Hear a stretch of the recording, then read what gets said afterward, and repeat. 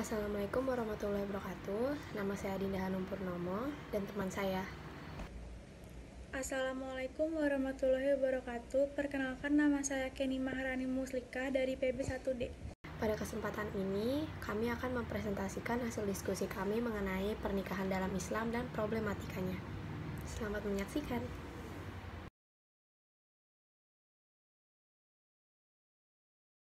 أعوذ بالله من الشيطان الرجيم بسم الله الرحمن الرحيم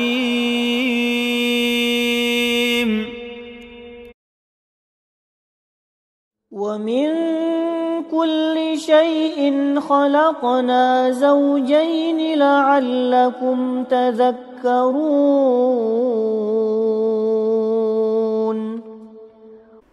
Dan segala sesuatu kami ciptakan berpasang-pasangan supaya kamu mengingat kebesaran Allah.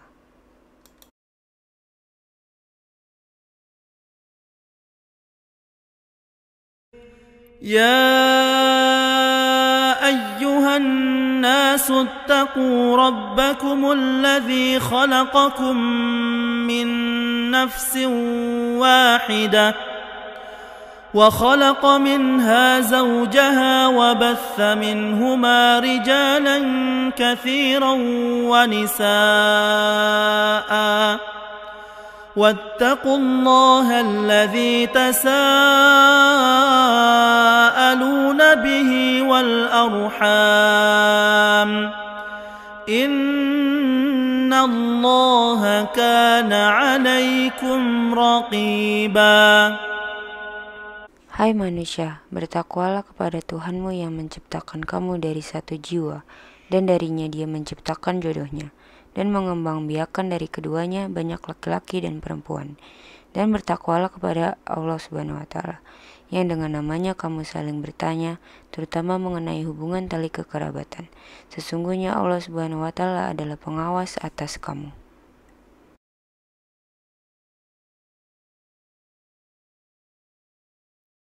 فجعل منه الزوجين الذكر والأنثى. Lalu Allah menjadikan daripadanya sepasang laki-laki dan perempuan.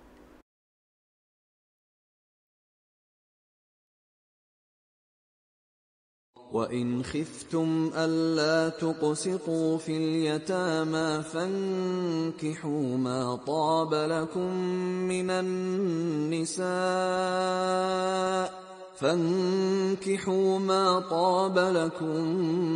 النِّسَاءِ مَثْنَى وَثُلَاثَ وَرُبَاعَ فَإِنْ خِفْتُمْ أَلَّا تَعْدِلُوا فَوَاحِدَةً أَوْ مَا مَلَكَتْ أَيْمَانُكُمْ ذَلِكَ أَدْنَىٰ أَلَّا تَعُولُوا.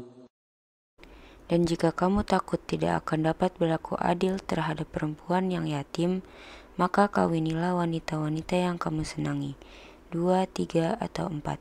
Kemudian jika kamu takut tidak akan dapat berlaku adil, maka kawinilah seorang saja, atau budak-budak yang kamu miliki. Yang demikian itu adalah lebih dekat kepada tidak berbuat aniaya.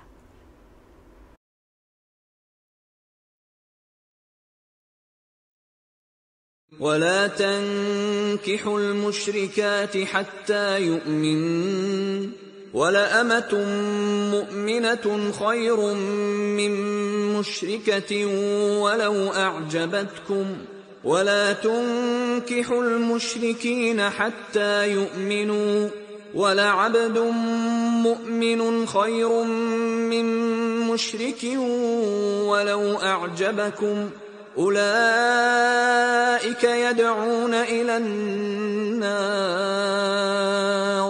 وَاللَّهُ يَدْعُو إِلَى الْجَنَّةِ وَالْمَغْفِرَةِ بِإِذْنِهِ وَيُبَيِّنُ آيَاتِهِ لِلنَّاسِ لَعَلَّهُمْ يَتَذَكَّرُونَ.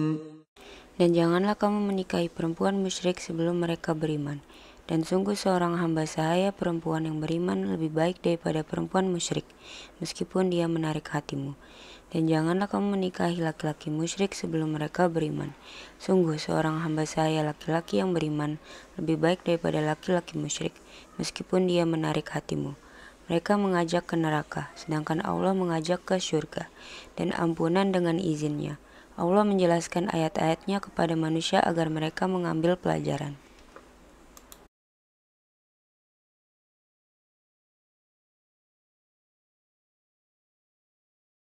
نساؤكم حرث لكم فأتوا حرثكم أنا شئتم وقدموا لأنفسكم واتقوا الله واعلموا أنكم ملاقوه وبشر المؤمنين. Istri-istrimu adalah ladang bagimu. Maka datangilah ladangmu itu kapan saja dan dengan cara yang kamu sukai. Dan utamakanlah yang baik untuk dirimu. Bertakwalah kepada Allah dan ketahuilah bahwa kamu kelak akan menemuinya. Dan sampaikanlah kabar gembira kepada orang-orang yang beriman.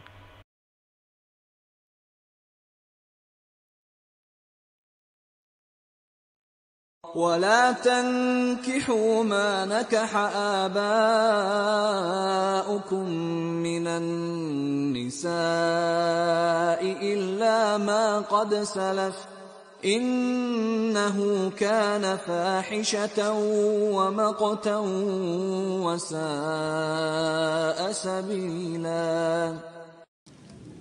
Dan janganlah kamu menikahi perempuan-perempuan yang telah dinikahi oleh ayahmu, kecuali yang telah lampau. Sesungguhnya perbuatan itu sangat keji dan dibenci oleh Allah dan seburuk-buruk jalan yang ditempuh.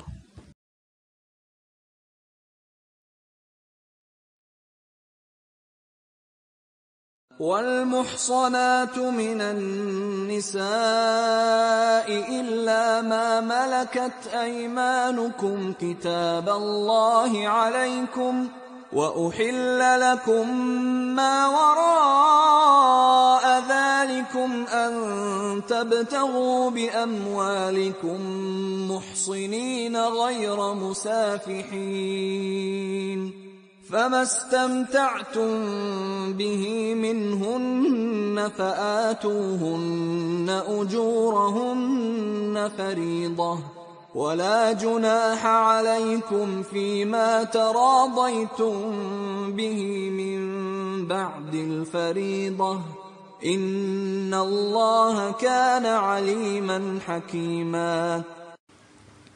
Dan diharamkan juga bagimu menikahi perempuan yang bersuami, kecuali hamba sahaya perempuan yang kamu miliki sebagai ketetapan Allah atas kamu. Dan dihalalkan bagimu selain perempuan-perempuan yang demikian itu jika kamu berusaha dengan hartamu untuk menikahinya, bukan untuk berzina. Oleh karena kenikmatan yang telah kamu dapatkan dari mereka, maka berikanlah mas kawinnya kepada mereka sebagai suatu kewajiban. Tetapi tidak mengapa bagimu jika ternyata di antara kamu telah saling merelakan setelah ditetapkan.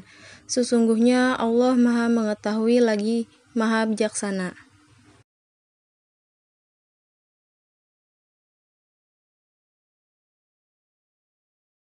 هو الذي خلقكم من نفس واحدة وجعل منها زوجها ليسكن إليها فلما تغشاها حملت حملا خفيفا فمرت به فلما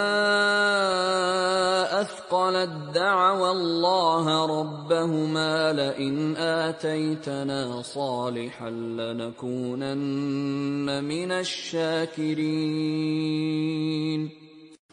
Dialah yang menciptakan kamu dari jiwa yang satu, dan daripadanya dia menciptakan pasangannya, agar dia merasa senang kepadanya.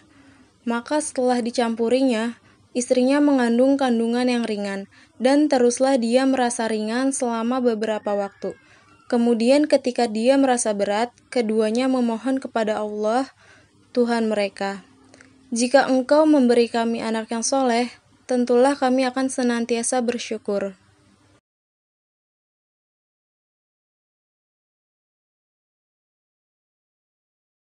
والله جعل لكم من أنفسكم أزواجا وجعل لكم من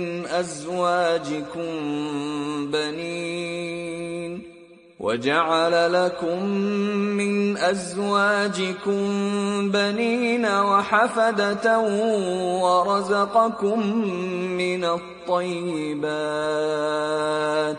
أفبالباطل يؤمنون وبنعمة الله هم يكفرون. Dan Allah menjadikan bagimu pasangan suami atau istri dari jenis kamu sendiri, menjadikan anak dan cucu bagimu dari pasanganmu, serta memberimu rezeki dari yang baik-baik. Mengapa mereka beriman kepada yang batil dan mengingkari nikmat Allah?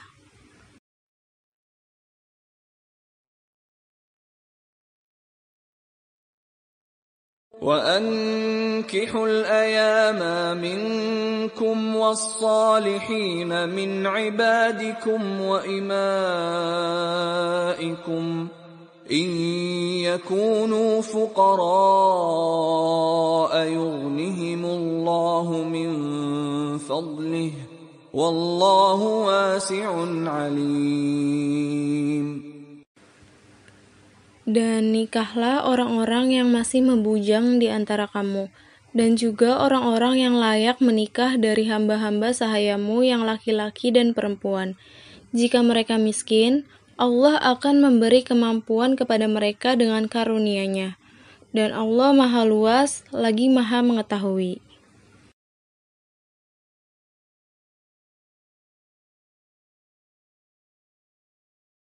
وَمِنْ آيَاتِهِ أَنْ خَلَقَ لَكُم مِّنْ أَنفُسِكُمْ أَزْوَاجًا لِتَسْكُنُوا إِلَيْهَا وَجَعَلَ بَيْنَكُم مَّوَدَّةً وَرَحْمَةً إِنَّ فِي ذَلِكَ لَآيَاتٍ لِقَوْمٍ يَتَفَكَّرُونَ. Dan di antara tanda-tanda kebesarannya, ialah Dia menciptakan pasangan-pasangan untukmu dari jenismu sendiri, agar kamu cenderung dan merasa tentram kepadanya. Dan Dia menjadikan di antaramu rasa kasih dan sayang. Sesungguhnya pada yang demikian itu benar-benar terdapat tanda-tanda kebesaran Allah bagi kaum yang berpikir.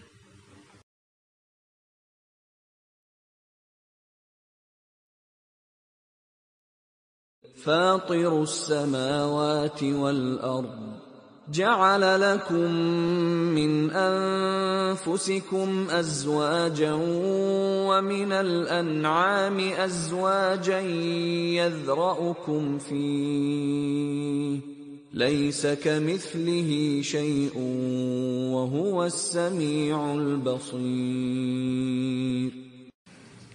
Allah, pencipta langit dan bumi, Dia menjadikan bagi kamu pasangan-pasangan dari jenis kamu sendiri, dan dari jenis hewan ternak berpasang-pasangan juga. Dijadikannya kamu berkembang biak dengan jalan itu. Tidak ada sesuatu pun yang serupa dengan Dia, dan Dia yang Maha mendengar lagi Maha melihat.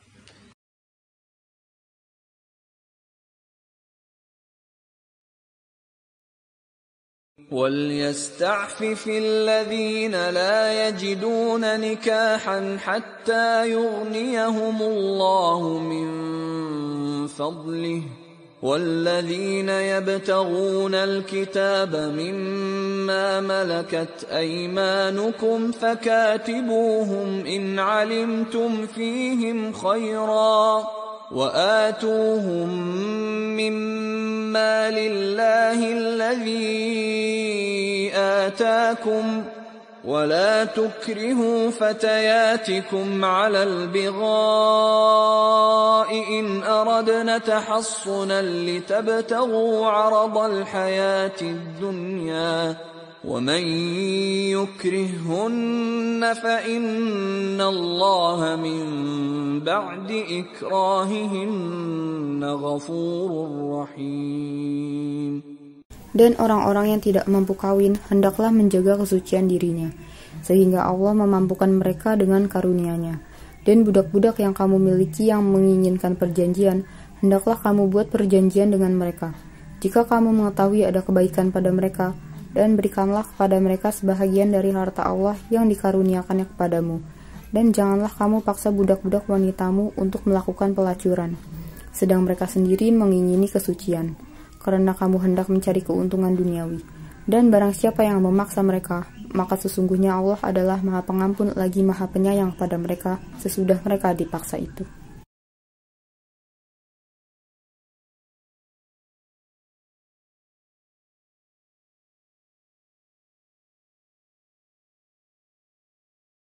يا أيها الذين آمنوا إذا جاءكم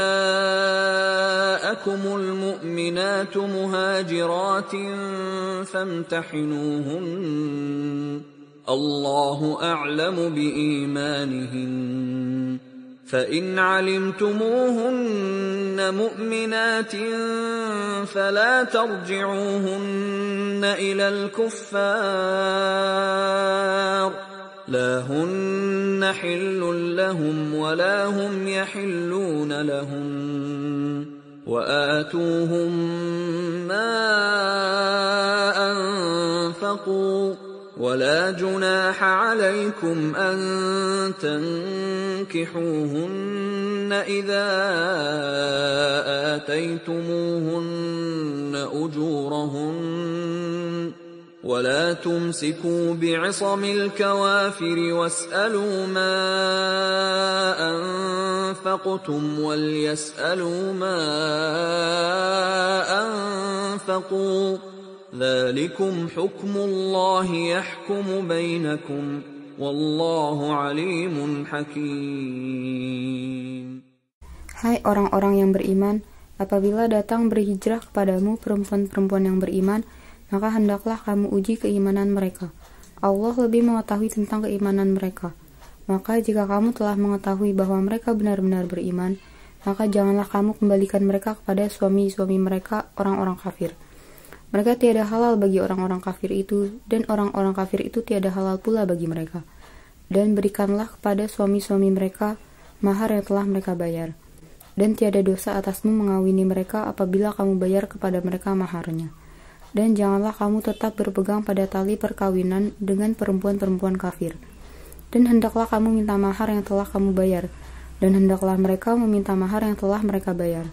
Demikianlah hukum Allah yang ditetapkannya di antara kamu. Dan Allah Maha Mengetahui lagi Maha Bijaksana.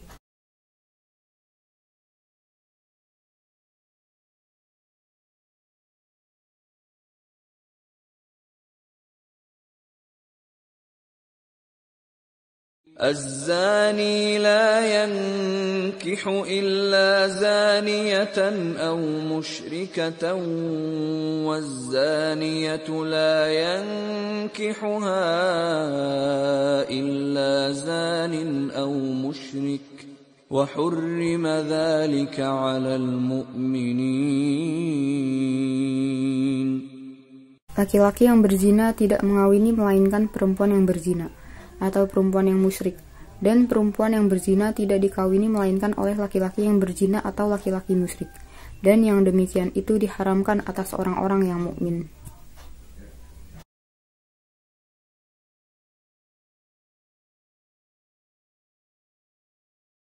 فإن طلقها فلا تحل له من بعد حتى تنكح زوجا غيره فإن طلقها فلا جناح عليهما أن يتراجعا إن ظنا أن يقيما حدود الله وتلك حدود الله يبينها لقوم يعلمون. Kemudian, jika si suami mentalaknya sesudah talak yang kedua, maka perempuan itu tidak lagi halal baginya, hingga dia kawin dengan suami yang lain. Kemudian, jika suami yang lain itu menceraikannya, maka tidak ada dosa bagi keduanya, bekas suami pertama dan istri, untuk kawin kembali jika keduanya berpendapat akan dapat menjalankan hukum-hukum Allah. Itulah hukum-hukum Allah, diterangkannya kepada kaum yang mau mengetahui.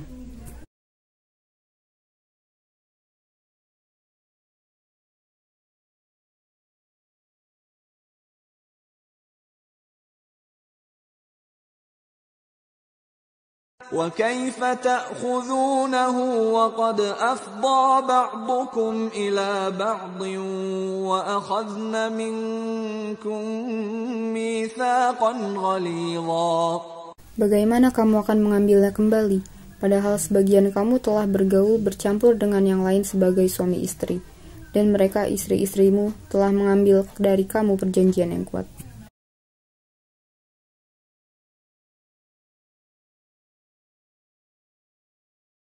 حرمت عليكم أمهاتكم وبناتكم وأخواتكم وعماتكم وخالاتكم وبنات الأخ وبنات الأخت وأمهاتكم اللاتي أرضعنكم وأخواتكم من الرضاعة وأمهات نسائكم وربائبكم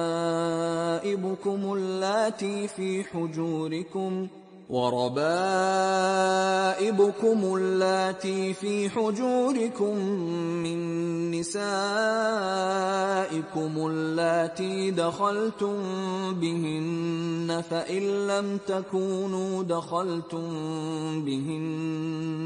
فإن لم تكونوا دخلتم بهن فلا جناح عليكم وحلائل أبنائكم الذين من أصلابكم وأن تجمعوا بين الأختين إلا ما قد سلف إن الله كان غفورا رحيما. Diharamkan atas kamu mengawini ibu-ibumu, anak-anakmu yang perempuan, saudara-saudaramu yang perempuan, saudara-saudara bapakmu yang perempuan, saudara-saudara ibumu yang perempuan, anak-anak perempuan dari saudara-saudaramu yang laki-laki, anak-anak perempuan dari saudara-saudaramu yang perempuan, ibu-ibumu yang menyusui kamu, saudara perempuan sepersusuan, ibu-ibu istrimu atau mertua, anak-anak istrimu yang dalam pemeliharaanmu dari istri yang telah kamu campuri. Tetapi jika kamu belum campur dengan istrimu itu dan sudah kamu ceraikan, maka tidak berdosa kamu mengawininya. Dan diharamkan bagimu istri-istri anak kandungmu, menantu, dan menghimpunkan dalam perkawinan dua perempuan yang bersaudara, kecuali yang telah terjadi pada masa lampau. Sesungguhnya Allah Maha Pengampun lagi Maha Penyayang.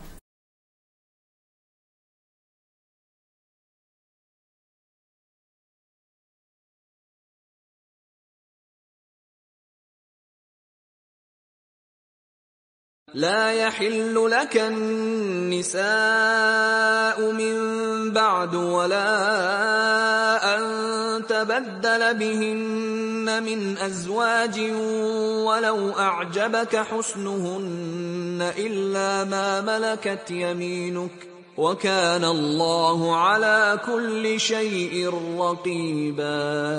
Tidak halal bagimu mengawini perempuan-perempuan sesudah itu, dan tidak boleh pula mengganti mereka dengan istri-istri yang lain, meskipun kecantikannya menarik hatimu, kecuali perempuan-perempuan hamba sahaya yang kamu miliki. Dan adalah Allah Maha mengawasi segala sesuatu.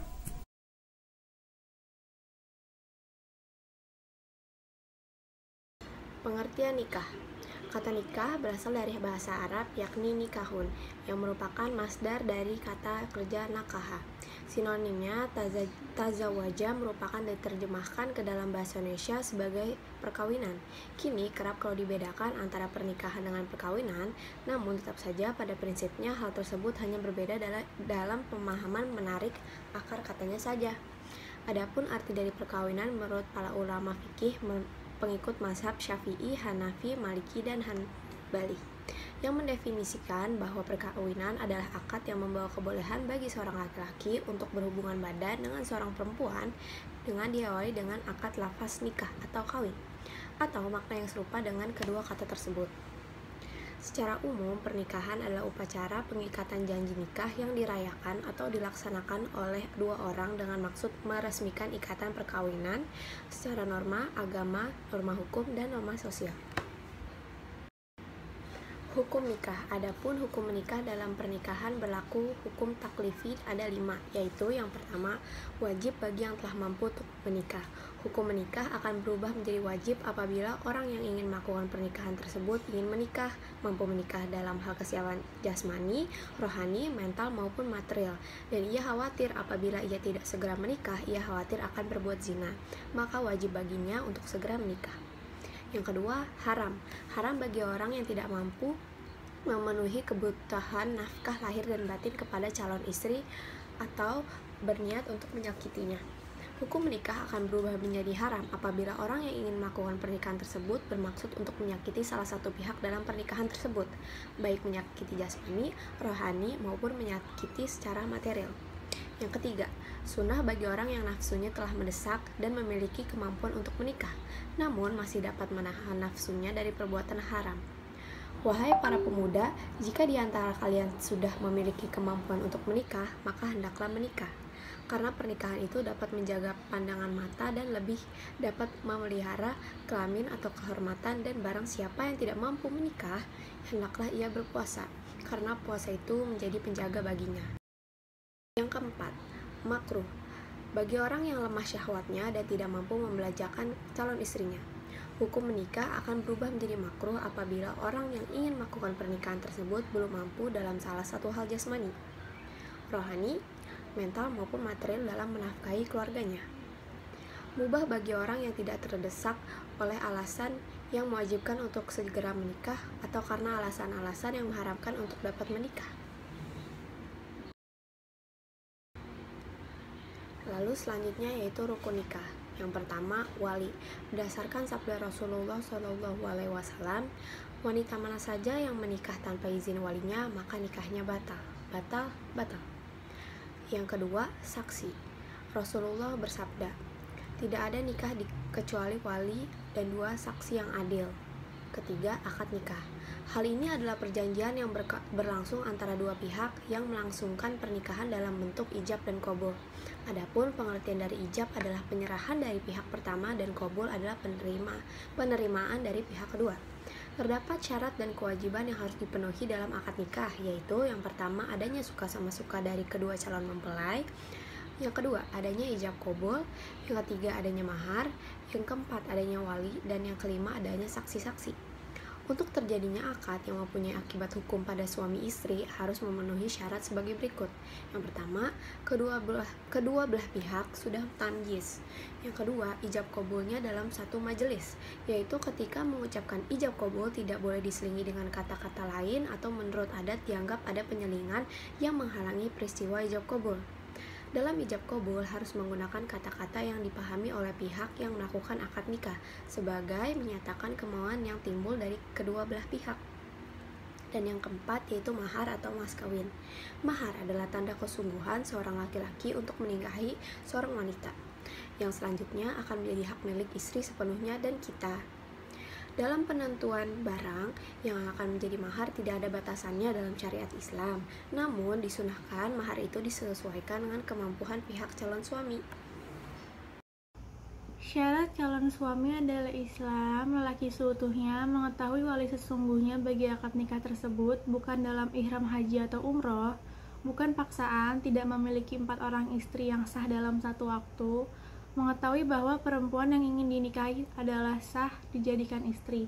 Lalu syarat calon istri adalah Islam, perempuan seutuhnya, bukan dalam ihram haji atau umroh, tidak dalam iddah, bukan istri orang. Lalu syarat wali dan jenis wali. Syarat wali yang pertama adalah Islam, lelaki telah pubertas dengan kerelaan sendiri, bukan dalam ihram haji atau umroh, tidak fasih, tidak cacat akal dan pikiran, merdeka, tidak dibatasi kebebasan. Lalu ada beberapa jenis-jenis wali. Yang pertama adalah wali mujbir, yaitu wali yang berasal dari ayah dan kakek pihak mempelai wanita serta memiliki kewajiban menikahinya. Lalu ada wali akroh, yaitu wali terdekat yang telah memenuhi syarat. Lalu wali abad, yaitu wali yang sedikit memenuhi susunan sebagai wali. Yang terakhir adalah wali raja atau hakim, yaitu wali yang ditunjuk oleh pemerintah yang berkuasa pada negeri tersebut. Lalu syarat ijab dan qabul.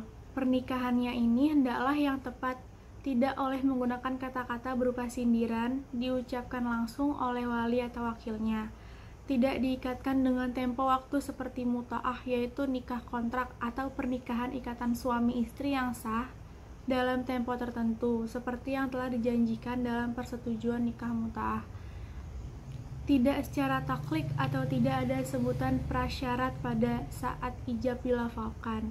Contoh dari bacaan ijab yaitu wali atau wakil berkata pada calon suami, "Aku nikahkan Anda, calon istri, dengan mas kawin berupa seperangkat alat sholat dibayar tunai."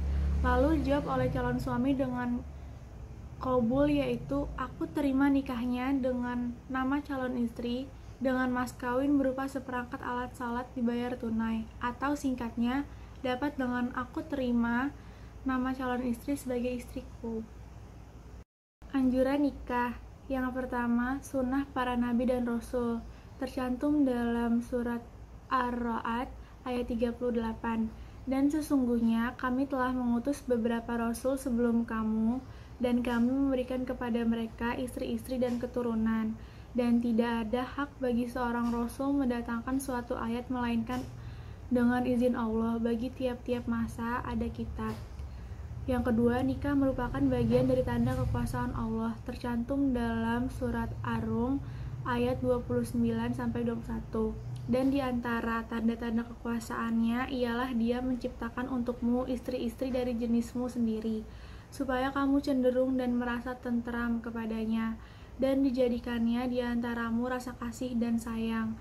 Sesungguhnya pada yang demikian itu benar-benar terdapat tanda-tanda bagi kaum yang berfikir."